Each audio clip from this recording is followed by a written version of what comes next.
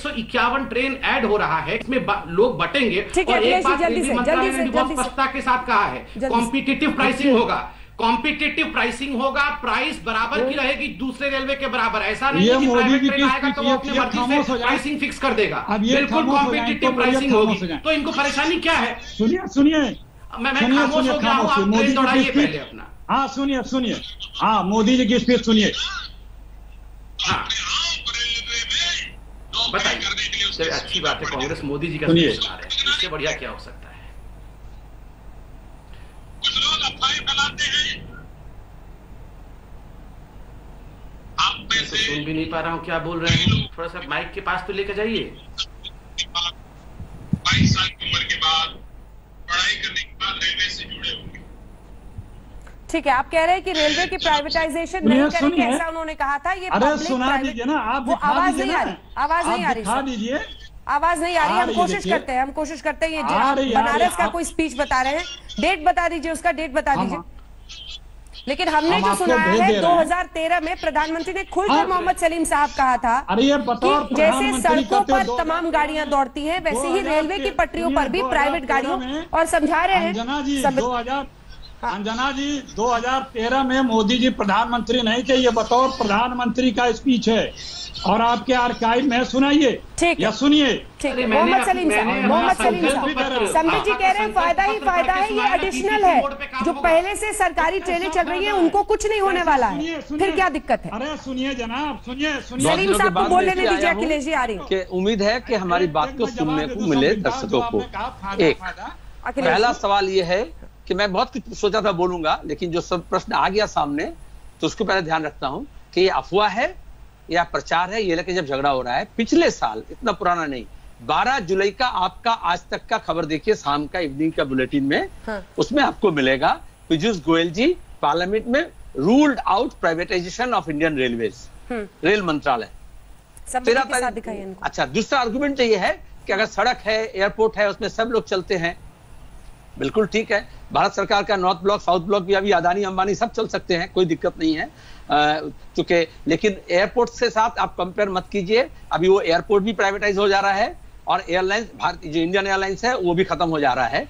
तो इसलिए आप जो प्राइवेट एयरलाइंस होने से सब जो फायदा होगा, ऐसे रेल के बारे में जो फायदा गिनाया जा रहा है विज्ञापन का, तो आप देखिए जब अभी क्राइसिस है, लोग जब एक जगह से दूसरी जगह फंसे हुए लॉकडाउन के समय पर या विदेश में, तो इंडियन एयरलाइंस ही है, भारतीय दूसरे जो प्राइवेट कंपनीज है उनको आपको नहीं मिलेगा। और किस तरह से कश्मीर का लॉकडाउन हो या दूसरे आफत के टाइम हो, किस तरह से किराया बढ़ाया जाता है, और डीजीसीए कुछ नहीं कर सकती, वो आपने देख लिया।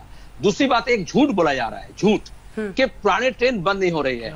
मेरे पास ऑर्डर है, रेलवे बोर्ड के इंस्ट्रक्शन के मुताबिक हर जोन को ये मई महीना में ये बताना पड़ा है कि मेल और एक्सप्रेस और पैसेंजर ट्रेन कौन कौन सा बंद होगा। ये 19 मई का ऑर्डर है, ईस्टर्न रेल रेलवे बोर्ड को लिख रही है, प्रिंसिपल एग्जीक्यूटिव डायरेक्टर उनको लिख रही है। मैं एक लाइन पढ़ दे रहा हूं, as instructed through several video conferences for permanent cancellation of mail and express and passenger train by railway board, this railway has identified for permanent cancellation of the following originating destination passenger trains in this railways, बोल करके ये 34 train का list है। ये तारीख 19 मई का है, जब लॉकडाउन में लोग फंसे हुए थे, जब पैदल चल रहे थे प्रवासी मजदूर, तब रेल जो राष्ट्रीय संपदा है वो राष्ट्र के काम में नहीं आया, उसको तालाबंद करके रखा गया अभी तक, और इस दौरान उसको बेचने का काम हो रहा है। दूसरी बात है, ये पीपीपी नहीं है, संबित पात्रा जी को मालूम होना चाहिए, वो डॉक्टर हैं, लेकिन जैसे कोविड के काम में वो नहीं आ सकते, वैसे ये पीपी मॉडल को मत समझाइए। कल जो पीआईबी ने जो रिलीज किया है, जो क्वालिफिकेशन प्री क्वालिफिकेशन का, उसमें कहीं भी सीट नहीं है आप लोगों की पार्लियामेंट में, पीपी नहीं है, कहीं भी पीपी नहीं है, वहां कहीं भी पीपी नहीं है। पीपी कुछ और था, जैसे तेजस आपने किया, पीपी कुछ और है, जैसे आपने वो जो टूरिस्ट लोगों के लिए, विदेशी टूरिस्ट के लिए जो चलाते हैं पैलेस ऑन व्हील्स, वो है, जैसे आप आईआरसीटीसी में कुछ काम कर रहे हैं, रेलवे स्टेशन को जिस तरह से आपने दिया है लीज में कि कुछ कंपनियों को मॉल बनाने के लिए, लेकिन ये जो है रेल की पटरी, रेल से आप प्रॉफिट शेयरिंग करेंगे। सलीम साहब वो कह रहे हैं ड्राइवर और गार्ड भारतीय रेल का होगा। हाँ बिल्कुल, चूंकि दूसरा कोई के पास ये अनुभव है नहीं रेल चलाने का, रेल का गार्ड का, रेल के गार्ड का, रेल का आपके ड्राइवर का, और किसी के पास एक्सपीरियंस नहीं है। रेल चलाने का कोई प्राइवेट कंपनी इंडिया में एक्सपीरियंस नहीं है। विदेशी से वो ले आएंगे, ये आत्मनिर्भरता नहीं है। दूसरी बात है, ये राष्ट्रीय संपदा है। अभी सवाल देश से जब जीतने का है, लड़ने का है देश को, तो वो क्या है, प्रायोरिटी क्या है? हमारी कोयला खदान में अभी आज स्ट्राइक चल रही है। कोयला खदान को अदानी को दे देने से क्या राष्ट्रीय संपदा बिक जाए?